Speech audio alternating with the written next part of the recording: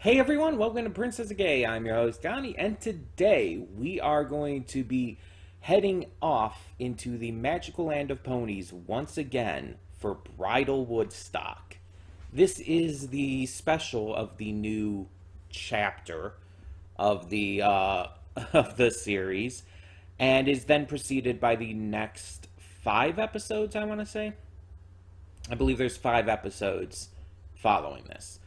This just released today, so we're getting right to it. The way they're handling this series compared to like others is weird. Like even for other shows on Netflix, this is weird.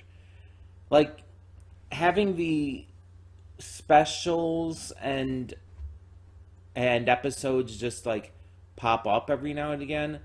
Also, they said or like last year that there was going to be a bunch of episodes and stuff this year, a bunch of episodes and specials this year, but it's June and we've only had one set released so far.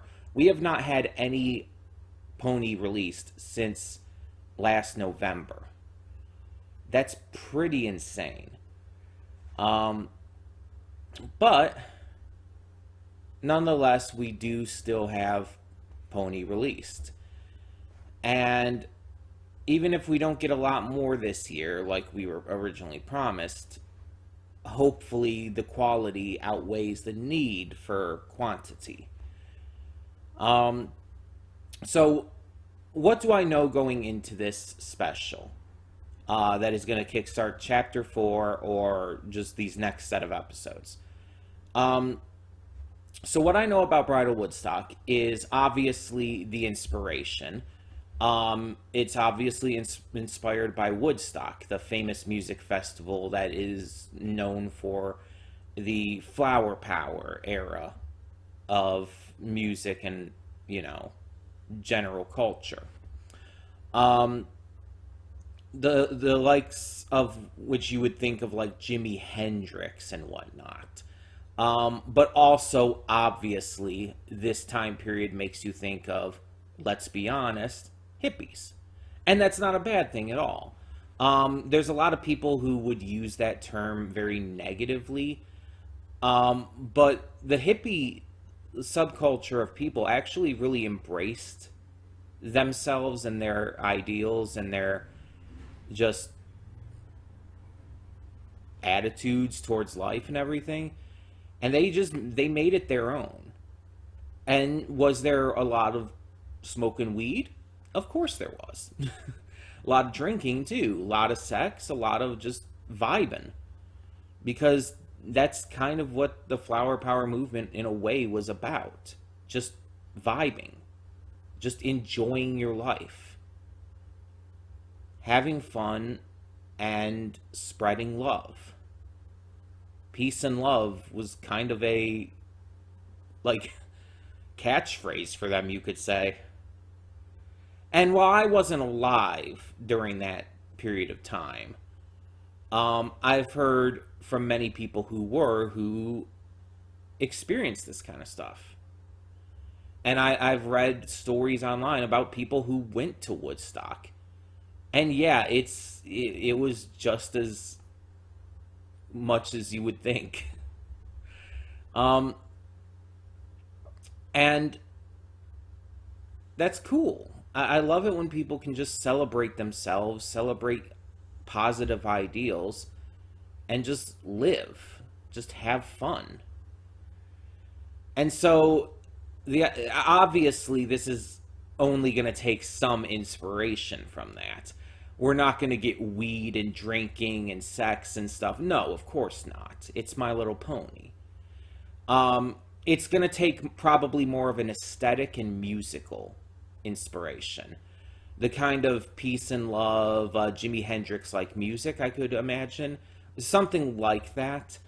Um, and on top of that, I could definitely see the kind of flower power hippie, um, like fashion style, uh, being integrated in here.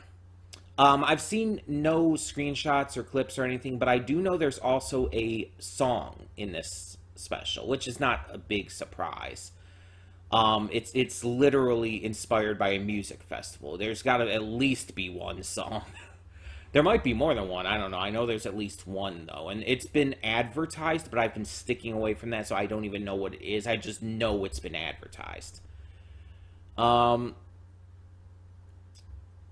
so yeah, it's like that's pretty much all I know. I don't know like the specifics of the story or anything. I just know it's Bridal Woodstock. I know what it's inspired by, and I know that it has a song. Though with the theme, I would think that Best Pony Pip would would probably get a real big kick out of this, like being a musician herself. Um, but I could see the other ponies doing so too. Now, one big thing to note is it is called Bridal Woodstock, which is a combination of the location in G5 Bridlewood, which Izzy is from, as well as Woodstock, obviously. Um, so I'm wondering, is this going to have something big to do with Izzy? Is this going to be taking place in Bridlewood? And that could raise some interesting questions because there is at least a couple ponies there who definitely seem to fit the bill with that kind of aesthetic, to some degree at least. Um, I could very much see it. It could also just be done for the clever play on words, but it just seems like it would be weird for them to use Bridlewood in the title and not have it take place in Bridlewood. So yeah, that just wouldn't make a lot of sense to me. Now, the biggest question is, will Misty and Opaline be in this? They'll probably be in at least a couple of the new episodes. Um, but will they be in this special at all? Even if just shown or mentioned. That's something I am genuinely curious about. Uh, because we're still on our way of redemption for Misty. Don't know how long it's going to take to get there, but we're on our way. We'll see. We'll see what happens and hope for the best. Um, but yeah, we're going to be doing this straight off of Netflix for the special because uh, I couldn't find links and everything to this yet because it just came out today. But for the rest of the actual episodes, we're probably going to do it uh, downloaded. Just, it makes it easier, less lag to worry about. But for this special, just because I want to get this out right away, we are doing it through Netflix, which means I had to open up Chrome because for some reason it's not capturing Netflix on Opera GX at all now. Not even with the screen capture instead of window capture. I have no idea why the fuck it's not, but it's not. So, yeah. Looks like we're going to have to use Chrome for that. Um, at least for the time being. Either way, we're just going to get this started and hope for the best. See what this special has in store for us. And yeah, I can't wait to see fan art for this. There's going to be fan art of the more adult stuff for Woodstock inspiration, the drugs, alcohol, sex, like there's gonna be a fan art for that. um but let's see what inspires that fan art. So when the screen fades to black, pause this redirect and go to the description below. Follow the link to the reaction, and after you watch it, come back here to the redirect and resume play. Because after it fades to black, then fades back in, everything from that point forward will be my afterthoughts and will contain spoilers to the special. So, that being said, thank you so much for tuning in, and I will see you at the reaction. And we are back, and we'll begin with spoilers in 3, 2, 1, now. So, yeah, a lot of the stuff I kind of expected was in here, like with the entire flower power stuff, with the inspiration for Woodstock, it being an outdoor music festival and everything. Um, Even the music kind of blending like different genres and all, obviously having pop but also rock in there as well, and like an original girl group. It's like, yeah, like Woodstock wasn't all just one type of band. Like Jimi Hendrix, obviously, but I think like Simon and Garfunkel also performed at Woodstock. And they are very different from Jimi Hendrix in terms of style and genre. So it's like it's just like generally that kind of music, that era of music and everything. And I think they got just the idea right here. So there were multiple conflicts, issues, whatever you want to call it, in this episode. One, obviously, having the all of the acts being promised to be headliners, and then eventually all wanting to be the one that goes on first. It all worked out in the end, but obviously that was going to be a big issue. But then, of course, you had the Troggles. And the Troggles themselves are actually pretty surprisingly threatening. Like, their appearance and everything, their design, not really at all. They're honestly kind of adorable. But what they do is actually a pretty big problem. Like, losing your voice would be an issue. Um, it would make communication a lot harder. Like, yeah, obviously you could figure out ways to communicate without your voice. A lot of people do it in real life all the time. People who are mute or deaf or whatnot communicate without a voice all the time with stuff like sign language. Though I don't know how easy that would be for ponies to do sign language. I don't know. Maybe they have their own form of that. Obviously, writing is a possibility. You're like writing everything on like a notepad you carry with you, but it's like it would still not be as it would make things a lot more difficult.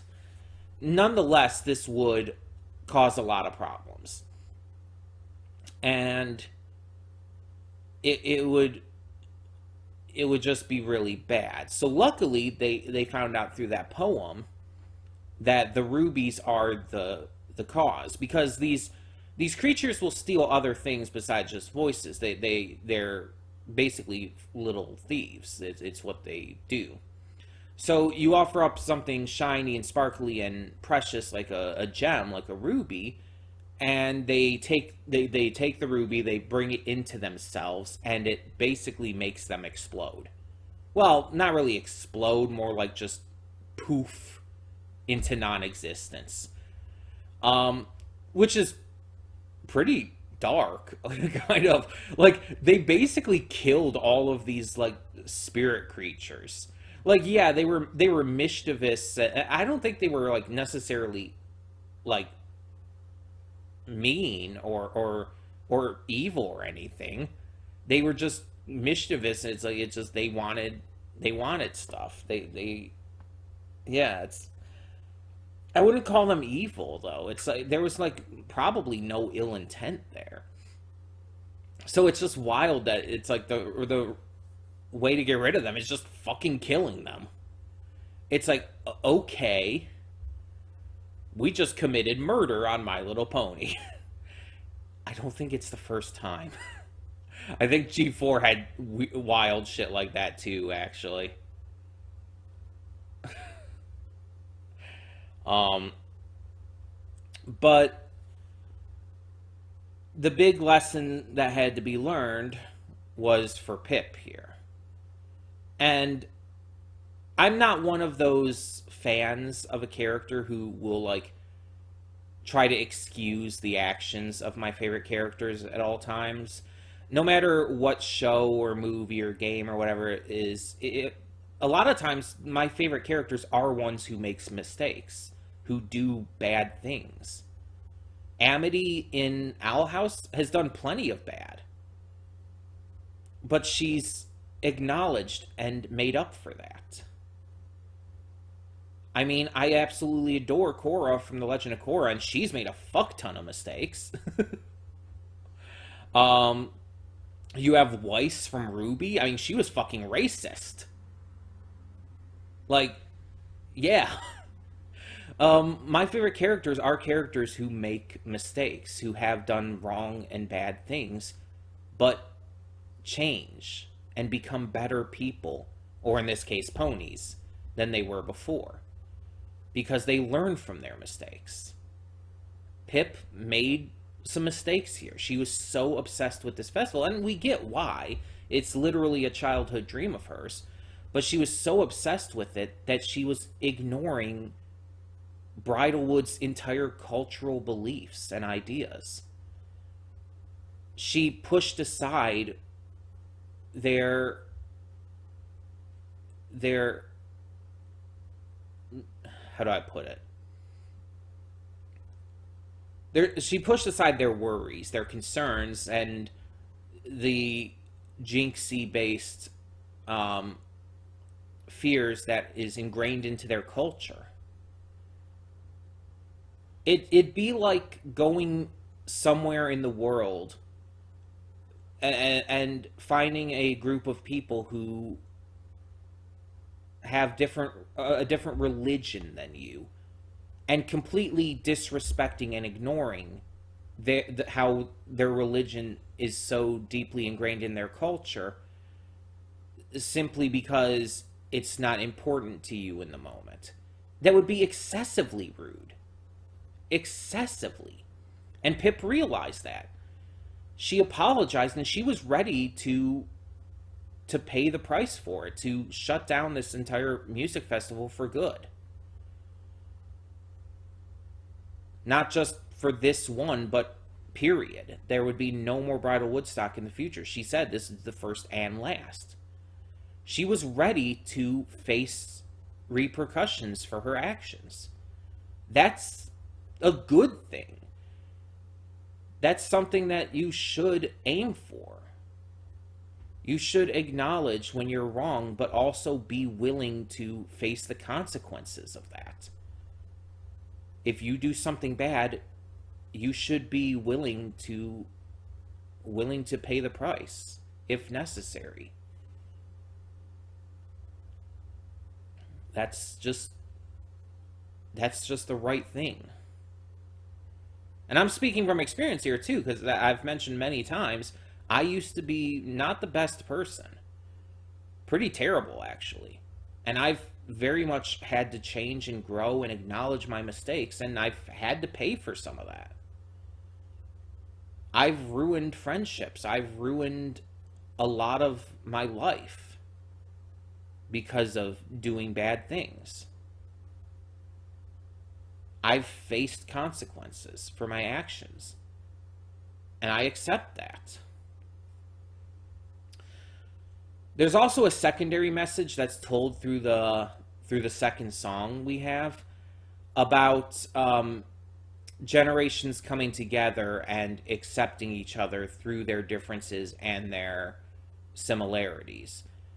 Basically, not worrying about like generational differences, and instead celebrating yourselves and each other together, which is also a really good message. I like that this special made sure that those messages were also not just like tacked on at the end. It felt like they were being worked up to the entire time. Obviously, with Pip's issues and having to face the consequences of her actions and all, that was obviously built up since pretty much the beginning.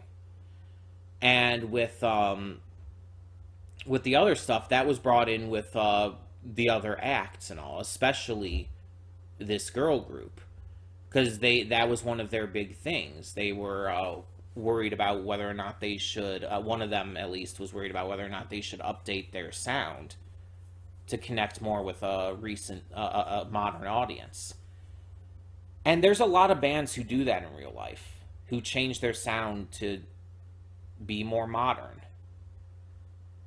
But there's also a lot of like classic artists who still play today who don't, and they're still beloved because they still stick to their style that they're known and loved for. It's like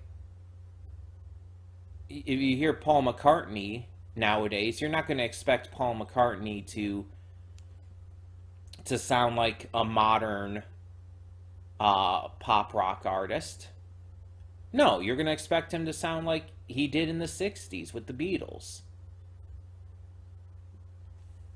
You're going to expect that to be his musical sound because that's what he's good at and that's what his music is known for. It doesn't have to be updated for the modern day. But then you have artists like Gorillaz who are constantly updating their sound. Like every album they release kind of has a different sound to it.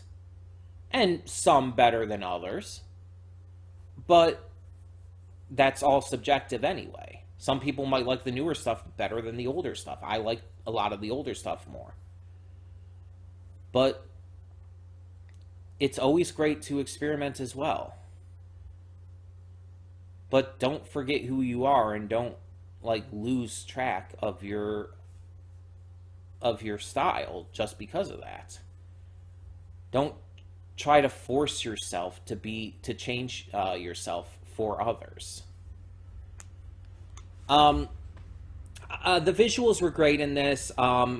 Animation wise, it was what you expect with this part, so no real issues there. But the actual like visual style of everything, especially with the festival itself, with the flowers and the glitter and colors and makeup, was fabulous. Obviously, everyone looked great. Obviously, Pip especially. Like, Pip already just has a great design and great style. But with all the added makeup and everything, with the especially on her wings, the glitter makeup on her wings, her hair, even the makeup on her face and everything, it's like it just looks so damn good. And I mentioned it during the reaction. The one pony in the girl group, Minty, her design is phenomenal. Also, her name is Minty, right? Like, is she named after like Minty from G1? I think it's G1. But yeah, that's a possible. That's actually really possible. Actually, considering their album cover that we saw was G1 style ponies, which again, fucking amazing that they did that. Hilarious, but also really fucking awesome. um, yeah, that actually could be the intent there. Obviously, not the same as the character from G1 necessarily. I think Posey, who has been in Make Your Mark as well, she was named after the G1 pony that eventually inspired Fluttershy in G4. So there's that too. That's cool. It's just cool to see G1 ponies inspiring newer characters. I wonder if the other two in the girl group were G1 characters as well. Snuzzle probably was. With a name like that, probably. Even if they were just toys and not like necessarily in the actual like show itself, they might have been. I have no freaking clue, honestly, because I watched very little of the old My Little Pony stuff. But yeah, it's like the designs, all of that, the makeup and glitter and stuff looked really great on everyone. It was just fabulous. The entire style of the festival was great. I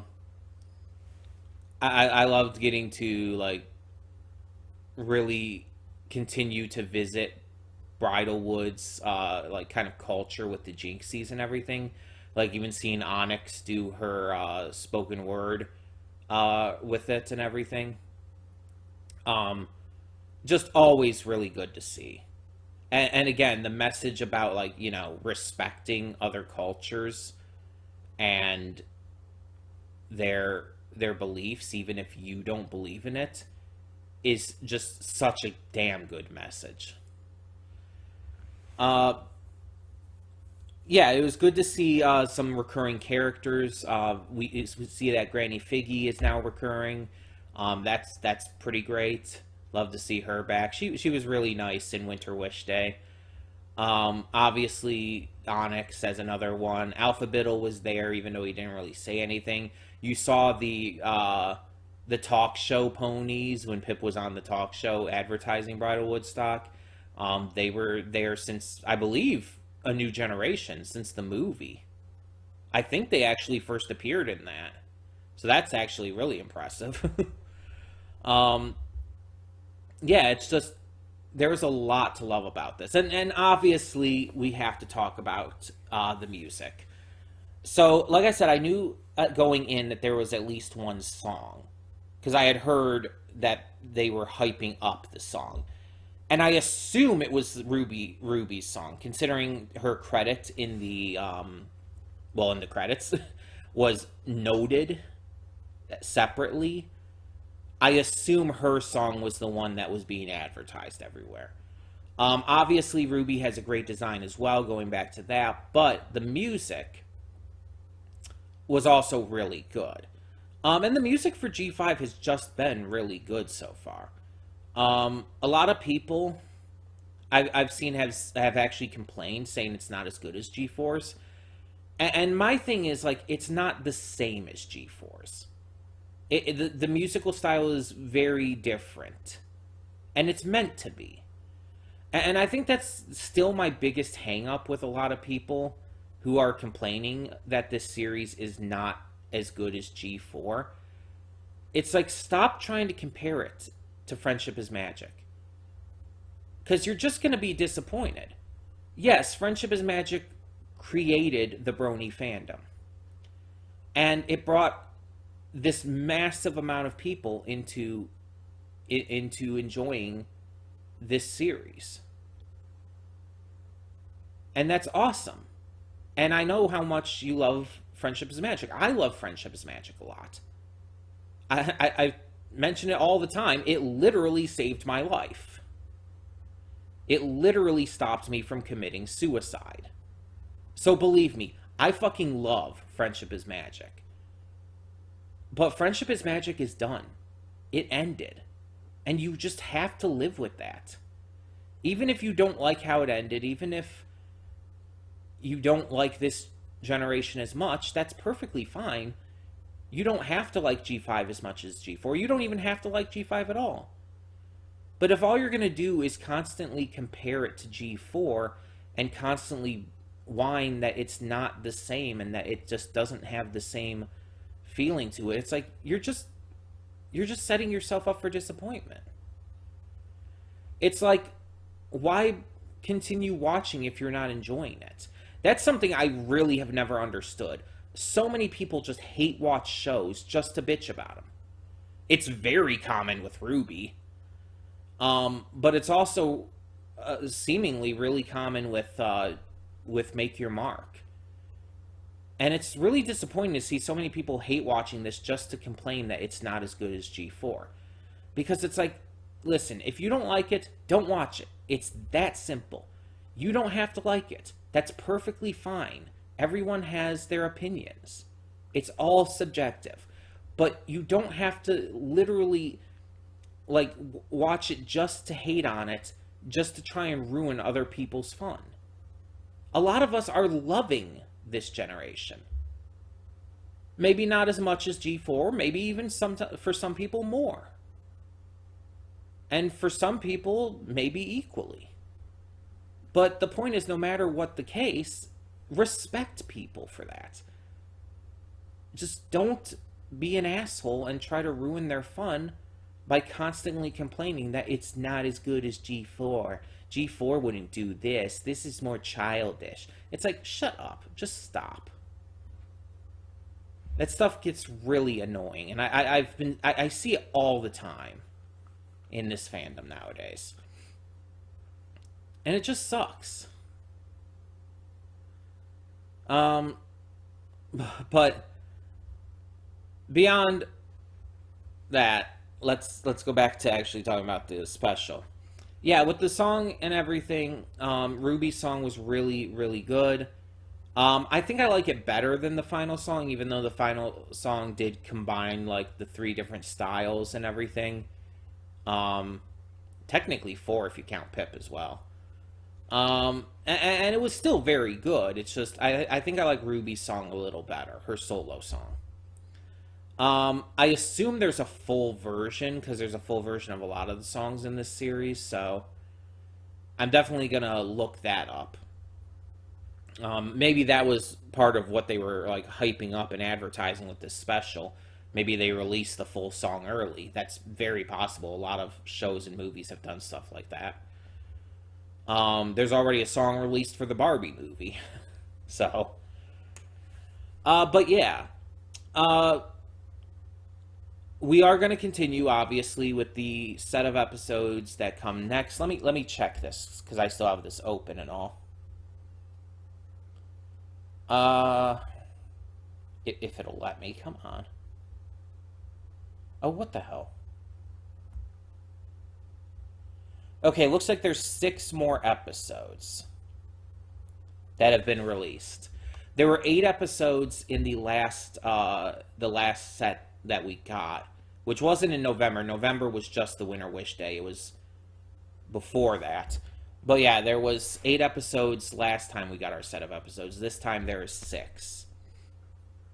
So, less episodes, but we also got a special in this chapter as well. So, kind of makes up for it.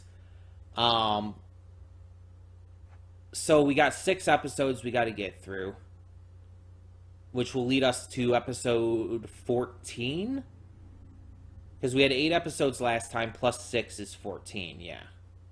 So we'll go from there, and yeah, we'll just wait for the next chapter to eventually come. Hopefully it comes sooner rather than later, because if we're supposed to get a bunch of releases this year, but again, so far there's only been 1, and I would hope there'd be more than 1 more, you know?